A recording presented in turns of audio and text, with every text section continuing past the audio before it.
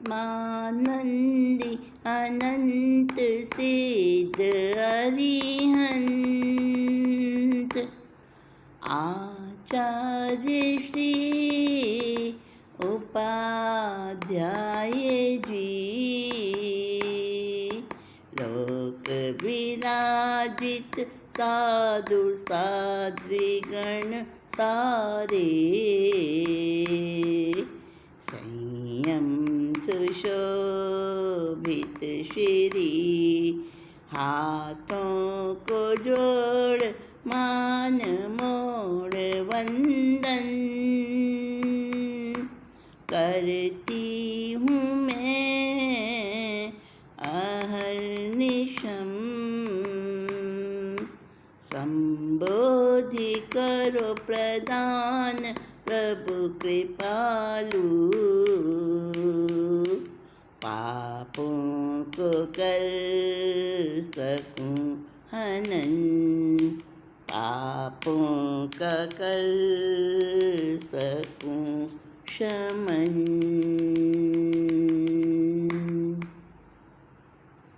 पंच परमेष्टि भगवंतों को, समस्त गुरु भगवंतों को हृदय की असीम आस्था के साथ भाव वंदन अभिवंदन। आप सबके अंतर्मन में विराजित शुद्ध परमात्मा तत्व को मेरा अभिनंदन। सुखी श्रोता साथियों, आज हम करेंगे पर परिवाद का शुक्ल पक्ष गुणानुवाद पर चर्चा। गुणानुवाद अर्थात किसी के गुणों को अच्छा मानकर, अच्छा जानकर उसको उसकी प्रशंसा करना, उसको एनकरेज करना, उसको मोटिवेट करना, उसको अप्रिशिएट करना, यानी गुणों को गुण मानना, दूसरों के गुणों को। अक्सर होता क्या है कि हम अपने तो गुणों को, अपनी अच्छाइयों को तो अच्छा मानते हैं, और दूसरों के अंदर कोई अगर अच्छी बात भी होती है तो हम उसको कहते हैं होगी, ये तो ऐसी बनावट है। तो हम दूसरों की अच्छी बात को कभी भी अच्छा नहीं बोलते। दूसरों के सद्गुणों को देखकर हमें गुस्सा आता है, ईर्ष्या होती है, जलन होती है, उसको कैसे पीछे हटा दें, ऐसा अंदर में द्वेष होता है। तो ये बात अच्छी नहीं है। और जिसके अंदर गुणानुवाद का एक सद्गुण आ जाता है, यानी पर परिवाद से हटकर गुणानुवाद पर आना जीवन का शुक्ल पक्ष बन जाता है। तो उसके बारे में आज चर्चा करेंगे हम। सर्वगुणों में प्रथम गुण गुणानुवाद प्रधान। गुणवंत बनने के लिए उत्तम उपाय लो जान। ज्ञाता सूत्र में कहे तीर्थंकर गोत्र उपाय। 20 में पहले 7 बोल गुणानुवाद के आए। यानी कई लोग कहते हैं भाई क्या करें, हम दूसरे की अच्छाई कैसे ग्रहण करें, कैसे उसको अच्छा माने, तो उपाय बताए। ज्ञाता सूत्र के अंदर जहाँ तीर्थंकर नाम गोत्र के 20 बोल आए हैं, और उनमें शुरू के 7 बोल तो गुणानुवाद के ही हैं। कौन कौन से 7 बोल हैं? अरिहंत सिद्ध सूत्र गुरु स्थविर बहुसूत्री तपी। इन 7 का गुणानुवाद कर पाए अरहत पदवी। अरिहंतों के गुणगान करता हुआ जीव कर्मों की क्रोड़ खा पावे, उत्कृष्ट रसायन आवे तो जीव तीर्थंकर गोत्र बांधे। सिद्ध भगवंतों के गुणगान करता हुआ जीव कर्मों की क्रोड़ खा पावे। इसी प्रकार से सूत्र सिद्धांत, फिर गुरु, फिर स्थविर भगवंतों के गुणगान, फिर बहुसूत्री के गुणगान, फिर तपस्वी के गुणगान। यानी कि गुणग्राम गुणग्राम गुणग्राम,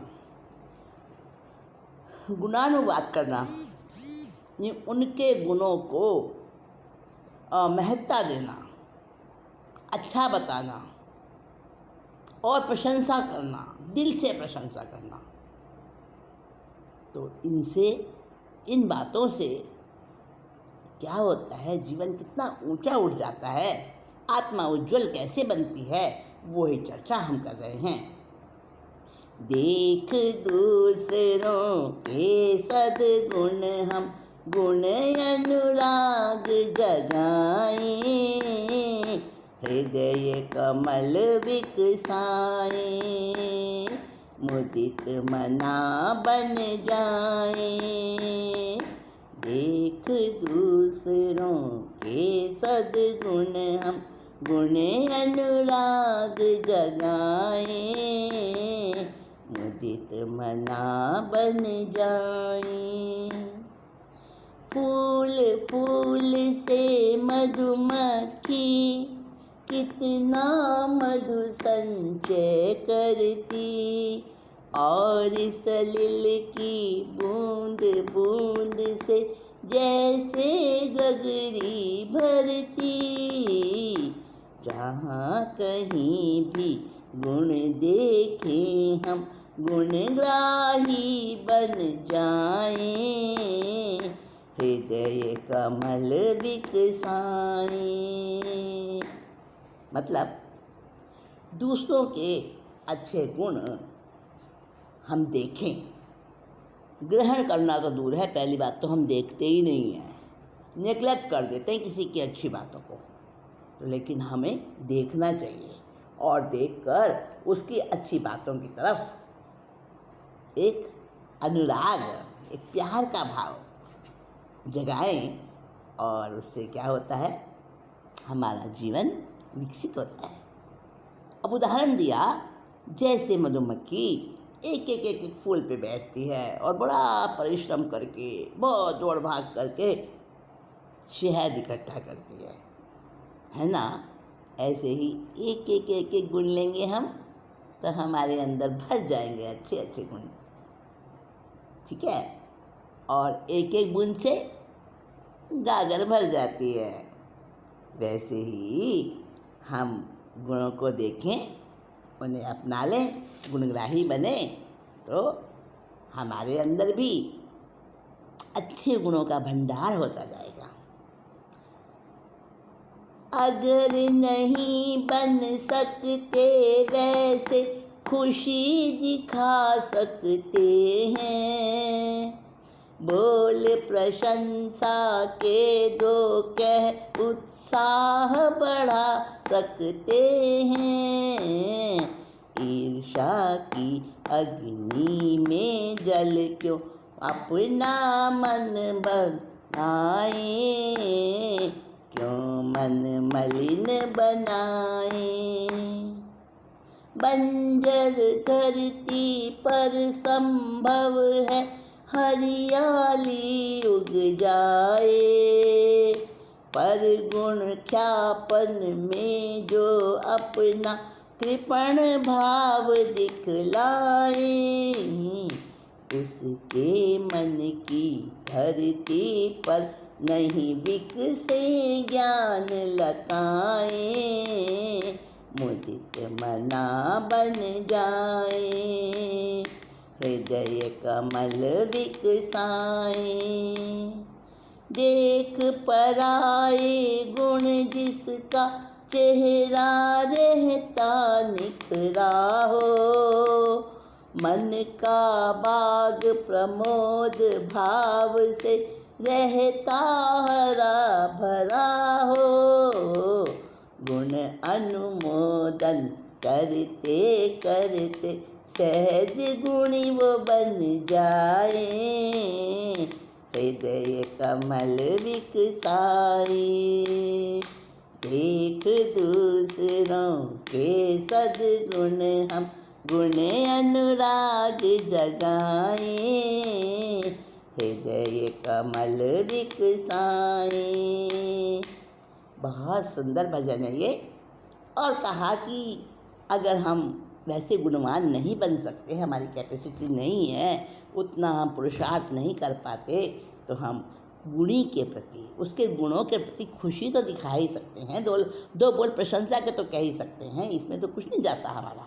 लेकिन नहीं, हम तो वो भी नहीं करते, ईर्ष्या की अग्नि में जल जाते हैं, अपना मन झुलसाते रहते हैं। तो कहा मान के चलो बंजर धरती पर भी कभी हरियाली उग जाए, असंभव भी संभव हो जाए, लेकिन अगर गुणों के गुणगान में अगर हम कंजूसी दिखाते हैं तो कभी भी हमारे मन में ज्ञान नहीं आ सकता, ज्ञान की लताएं कभी विकसित नहीं हो सकती हैं। और साथ में ये भी कहा, पराये का गुण देखकर जिसका चेहरा खिल जाता है और उसका मन बड़ा हरा भरा हो जाता है, तो वो गुणों का अनुमोदन करते करते खुद भी गुणी बन जाता है। तो इसलिए साथियों, गुणानुवाद एक ऐसी वृत्ति है, एक ऐसा गुण है, सद्गुण है, जिसको अपनाने से जीवन कुछ भी नहीं करो, केवल गुणों को ही अच्छा बताते रहो, तो भी शुद्ध भाव, उच्च भाव हमारे मन में आएंगे और हमारा जीवन ईर्ष्या से, जलन से, द्वेष से मुक्त होता जाएगा। एक सवैये में कहा है,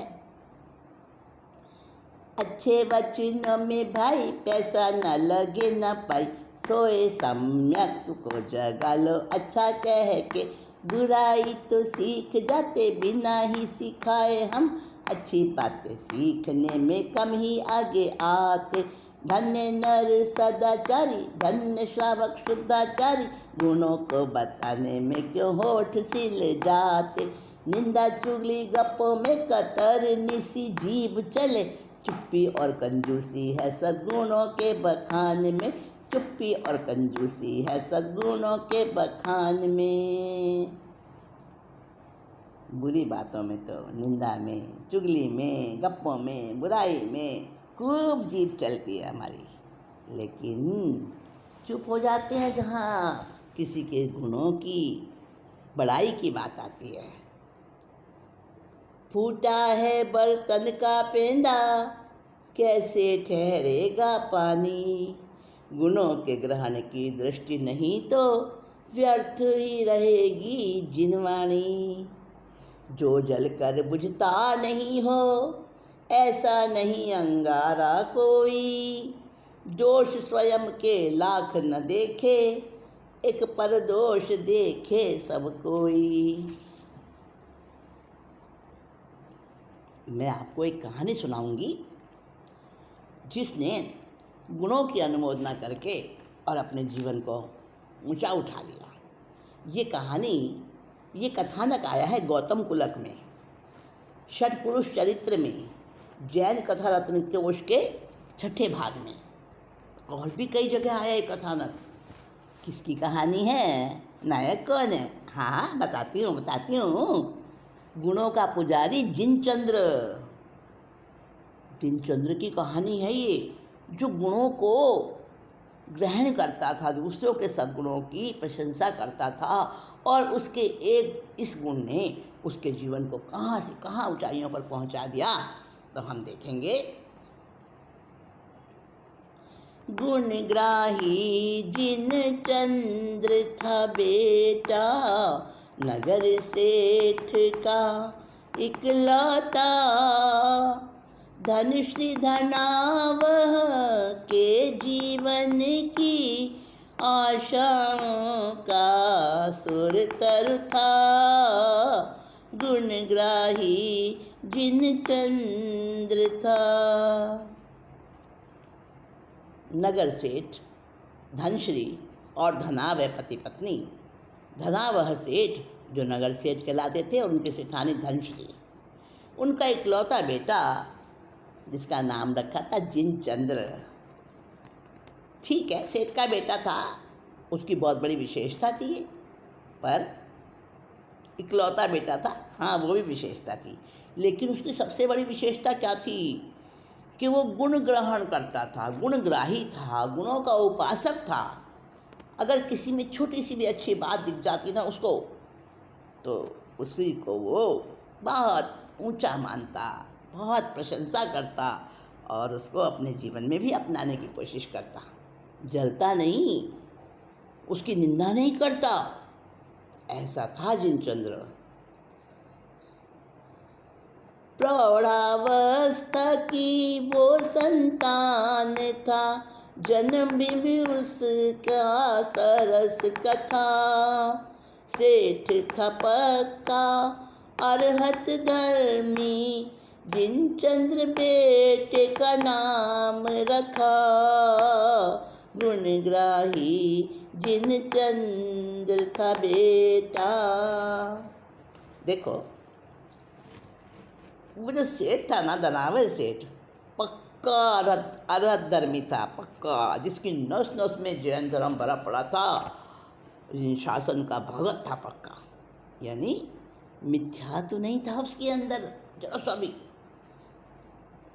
और उसने अपने बेटे का नाम रखा जिनचंद्र।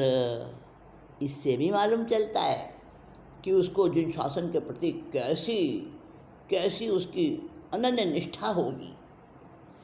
तो धनाभय और धनश्री दोनों पति पत्नी, ऐसे सेठानी की संतान नहीं हुई थी, बहुत समय बीत गया था। प्रौढ़ अवस्था में ये जन्मा था जिनचंद्र, और उसके जन्म की भी बड़ी एक कहानी है, बहुत मनोरंजन भरी कहानी है, अच्छी इंटरेस्टिंग कहानी है। मैं आपको सुनाती हूँ जिनचंद्र का जन्म कैसे हुआ था। हाँ, तो हम सुनेंगे। पहले हम ये जान लें कि धनाढ्य सेठ का जीवन क्या था। भवन था 5 मंजिला, जिसमें दास दासियों की रौनक। दानशूर कहलाते श्रेष्ठी, महलों में आते जाते सहज। सब सुख लगते फीके जैसे, षटरस भोजन नमक बिना। षटरस भोजन नमक बिना। सेठ से ज़्यादा सेठानी थी, व्याकुल कुलदीपक के बिना। गुणग्राही जिनचंद्र था बेटा। 5 मंजिल का उनका भवन था धनाढ्य सेठ का। उनकी सेठानी धनश्री, वो भी पति के अनुगामिनी, सद्लक्षणों से भरपूर एक अच्छी धर्मपत्नी थी।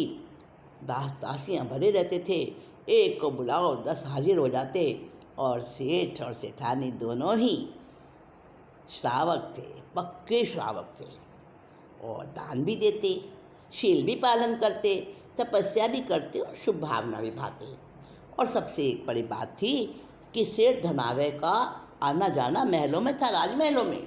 हाँ, राजा के यहाँ भी उनकी अच्छी कदर थी, अच्छी पूछ होती थी उनकी। और सारे नगर में भी, क्योंकि नगर सेठ थे, सारे नगर में भी उनके गुणों को लोग बड़ा अच्छा मानते थे, सारे सुख थे। लेकिन जैसे सब प्रकार से सरस भोजन हो पर अलूना हो, बिना नमक का हो, कैसा लगता है? वैसा ही सेठ के सारे सुख थे, फीके बिल्कुल। और सेठ तो फिर भी पुरुष था, सह लेता था अपनी वेदना को, पी जाता था। पर सेठानी बड़ी व्याकुल रहती थी, हाय मेरा कुलदीपक कब होगा, कब मेरे इस वंश का नाम चलाने वाला जन्मेगा। बड़ी परेशान रहती थी वो, बड़ी हर समय आर्त ध्यान में। पर चूँकि श्राविका थी, समझती थी कर्मफल को, मन को समझा लेती थी। पर नारी थी ना, माँ बनने की चाह हर नारी के अंदर होती है, और जो स्त्री माँ नहीं बन सकती उसका स्त्रीत्व ही अधूरा होता है। तो वो बड़ी परेशान रहती थी, बड़ी उदास रहा करती थी। दूसरों के बच्चों को, दूसरों की स्त्रियों को बच्चे खिलाती हुई, उनको लाड़ लड़ाते हुए देखती तो उसका कलेजा एकदम फटने लगता था। हाय, मैं अभागी हूँ, मेरे से तो अच्छी वो गरीब औरतें हैं बेचारी, जो मजदूरी कर कर के अपने बच्चों को लोरी गा के सुलाती हैं, उनको थपथपाती हैं, उनको प्यार करती हैं, उनको अपना दूध पिलाती हैं। हाय, मैं कैसी अभागन हूँ। एक दिन बोली देव देवी को, खुश कर लो भक्ति करके। भोली हो तुम, भाग्य बिना वो कुछ भी किसी को न दे सकते। लेकिन भाग्य उदय का कोई निमित्त तो निश्चित बनता है, निमित्त तो निश्चित बनता है। क्या कह सकते किस हिले से किसका भाग्य चमकता है। गुणग्राही जिन चंद्र की कथा ये। पति पत्नी में बात हुआ करती तो वो अपना यही उनके सामने दुखड़ा रोती थी अपने पति के आगे, क्या करूं, कब हमारे घर में ये किलकारियाँ गूंजेंगी बच्चे की। एक दिन कहने लगी, देखो पति देव, किसी देवी देवता की भक्ति करो ना, उसे खुश करो ना। कहने लगा, अरे कैसी भोली बातें करती है सेठानी, अपनी किस्मत के बिना देवी देवता दे सकते हैं क्या किसी को कोई सुख या दुख? नहीं दे सकते। अरे क्यों, तू आज अपने जिन वाणी को क्यों भूलती है, तू क्यों अपने कर्मों पर से विश्वास उठ गया है तेरा। भाग्य उदय कभी होगा हमारा, जब अपने को मिलेगी संतान। कहती है, कब होगा, हम तो दोनों तीसरी उम्र में, तीसरे मतलब जीवन के उस हिस्से में पहुंच चुके हैं, प्रौढ़ावस्था आ चुकी है हमारी, भाग्य उदय तो अभी हुआ ही नहीं। और स्वामी एक बात है, मेरी आप बात तो मानो, भाग्य उदय होएगा तो कोई ना कोई निमित्त तो बनेगा ना उसका, तो क्या पता यही निमित्त बन जाए। पतिदेव, आप मेरी बात मानो, किसी देवी देवता की भक्ति करो। लगे, अरे नहीं नहीं, देवी देवता की भक्ति से क्या होता है। नहीं पतिदेव, आप मेरी बात मानो, एक बात तो मेरी मान लो। बहुत पीछे पड़ गई सेठ के। आखिर सेठ ने कहा, सोचूंगा। ठीक है सोचूंगा ये कह कर सेठ ने बात खत्म कर दी। एक दिन भोर में जाग के पहुंचा यक्षालय में वो जल्दी। मांगी मनौती यक्ष से उसने, पुत्र अगर मेरे घर हो, पुत्र अगर मेरे घर हो। 100 भैंसे और लाख लाख के 3 दुरत्न फूल तुमको। गुणग्राही जिन चंद्र की कथाएं।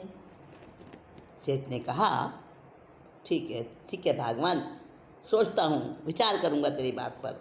और सेठ ने बात ख़त्म करके विचार किया। सेठानी ठीक तो कहती है, अगर देवी देवता नहीं देंगे तो भी हमारी किस्मत में भी होगा तो निमित्त तो कोई तो बनेगा उसका। चलो ऐसा ही करता हूँ। और एक दिन जल्दी से वो गया, भोर सुबह और यक्षालय में पहुँचा। वो यक्षालय वो क्या था, नगरी के बाहर बना हुआ था। बहुत मनौती मांगते थे लोग और कहते थे जिसकी जो इच्छा है वो वहाँ पे पूरी होती है। और सेठ ने भी अपने मन में विश्वास जमाया, यक्ष पर नहीं, क्योंकि वो जिन धर्मी था, दृढ़ धर्मी था। उसने अपने कर्मों पर विश्वास जमाया और यक्ष से कहने लगा कि जैसे खजाने में से धन लेने के लिए खजाने का जो वो रक्षक होता है, प्रहरी होता है, उसका द्वारपाल होता है, उसको राज़ी रखना पड़ता है।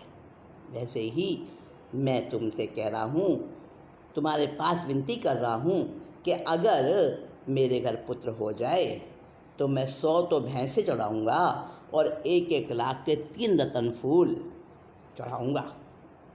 ये मेरा तुमको वचन है। और यहाँ वहाँ मनौती मान के और सेठ अपने घर लौट आया। अब ये मनौती क्या पूरी होगी? क्या देवी देवता किसी को कुछ दे सकते हैं? आप भी बहुत बार ऐसा सोचते होंगे। हाँ, हम भी कई बार सोच लेते हैं संसार में ऐसा हो जाए, ये देवी कर देगी, ये देवता कर देगा। लेकिन देवी देवता क्या वो बात पूरी करते हैं? अगर पूरी हो भी जाती है तो कौन पूरी करता है, किसकी वजह से होती है? समझ गए ना? हाँ, अगली बातें और करेंगे इस विषय में बातें। सेठ की वो मनौती पूरी होती है या नहीं, कैसे होती है, और सेठ दृढ़धर्मी, जिनधर्मी, पक्का श्रावक, वो क्या करता है अपनी मनौती को जो उसने वचन दिया था कैसे पूरा करेगा। तो साथियों, ये कथा है जिनचंद्र के जन्म की। अभी जिनचंद्र का जन्म नहीं हुआ है, उससे पहले की कथा है। तो हम अगली मीटिंग में इस कथा को आगे बढ़ाएंगे।